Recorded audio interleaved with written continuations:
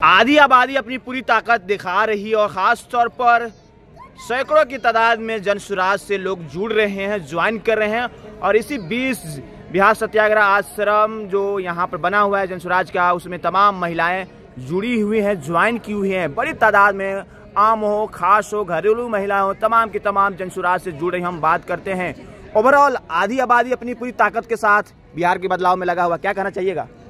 कह रहे कि हम लोग सब कोई साथ हैं और ये बदलाव होनी चाहिए। अब हम लोग को नेता बदलने की ज़रूरत है और बहुत ज़रूरी है कि यहाँ पे अब हम लोग के घर में भी सुधार हो। हमारी जितनी भी महिला लोग हैं सब चाहते हैं कि अपना रोजगार करें और स्वावलंबी बने, इसलिए बदलाव बहुत ज़रूरी है। आप बिहार के हैं, आप माएँ हैं भी हैं, लेकिन बिहार के जो बेटे हो या बेटियाँ हो कमाने बाहर जाते हैं, उन्हें बहुत धुतकारा जाता है, बिहारी कहकर मारा जाता है, पीटा जाता है। और बिहार में भी विदेशी छात्राएं प्रदर्शन करें, उनको भी पीटा जा रहा है। क्या कहिएगा सरकार को? ये बहुत शर्मसार की बात है जो बोला जाता है कि हमारे बच्चे भविष्य हैं और उस भविष्य को इस तरह से क्षतिग्रस्त पहुंचाया जा रहा है और इस तरह से मारा पीटा जा रहा है। हाल ही में गांधी मैदान में हुआ था जिसमें प्रकाश सर हम लोग के सामने आए थे और इस चीज़ को रोके, लेकिन बहुत शर्मसार वाली बात हो गई कि अभी तक लोग बोलते हैं, सिर्फ बोलने भर है कि भविष्य है, भविष्य उज्जवल है। तो क्या यही भविष्य है?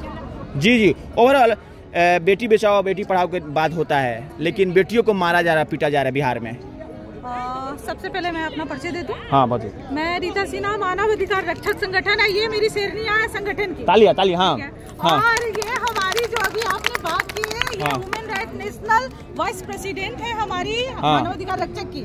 और ये शेरनिया जो है आगे बहुत सारी ऐसे कार्य कर चुके हैं जो महिलाओं को जितनी भी पीड़िता होते हैं उनके लिए ये आवाज उठाती हैं। तो आज ये आवाज उठाने यहाँ आए हैं प्रशांत किशोर के पास और हम लाए हैं और खुद भी आए हैं, इसलिए कहीं न कहीं इनसे उम्मीद है कि ये अच्छा करेंगे। हमारे बिहार में बदलाव जरूरी है। आइएगा पे बदलाव तभी हो गया जब हमारे ये नेता चेंज हो गए। अरे कब तक लेकर बैठे रहे? किन्हें लेकर बैठेगा? नीतीश जी तो बहुत बोल रहे हैं महिलाओं को इधर उधर। हम नहीं बोलेंगे, हम जो भी बैठे हुए हैं बहुत देख लिए और बहुत कहीं ना कहीं हमारे सोच से वो खेले, हमारे दिमाग से खेले। पहला तो हमारा दिमाग चेंज होना चाहिए, हमारे सोच चेंज होना चाहिए कि हमें 500 रुपया खिचड़ी और अंडा और रोड और लाइन से नहीं, हमें अपनी अधिकार जो हमें एक औरतों को मिलना चाहिए, जो हमारी राइट है, उसको सारा रोजगार से लेकर घर से बाहर निकलना, हमारी जो भी अधिकार है वो मिलना चाहिए। सुरक्षा पूरी तरह से सुरक्षा से लेकर हमारी जितनी भी काम है वो सारा, जैसे हमारी ख्वाहिश होती है कि हम महिला बहुत कुछ और बोलिए और करते हैं, महिलाएं करते हैं। आप भी कुछ कहना चाहिएगा? क्या कहना चाहेंगे? आधी आबादी ताकत के साथ बदलाव में लगी हुई है। हम तो कहते हैं कि जितना अच्छा हो, जितना बुरा अभी हो रहा है। और ये जो मेरे सर हुए प्रशांत किशोर उनको देंगे, प्रशांत किशोर सर जो हुए उनको हम अच्छे से वोट देंगे, सब लोग देंगे, लेकिन जो ये बदलाव आना चाहिए। बदलाव आना चाहिए। हाँ बोलिए। सर मैं बोलना चाहूँगी कि एक उम्र होती है कि रिटायरमेंट मिले। क्या नेता लोग के लिए रिटायरमेंट नहीं है? उन लोग का कोई उम्र का ये नहीं है कि कोई उम्र, कितनी उम्र होना चाहिए खड़ा रहने के लिए, नेता बनने के लिए और अपने ये देने के लिए। कम से कम ये तो सिर्फ आम जनता के लिए है और नेता लोग के लिए नहीं है कि एक उम्र होनी चाहिए, उतना ही तक सीमित होनी चाहिए नेता बनने के लिए। उनमें रिटायरमेंट की कोई व्यवस्था नहीं है, कोई सुविधा नहीं है।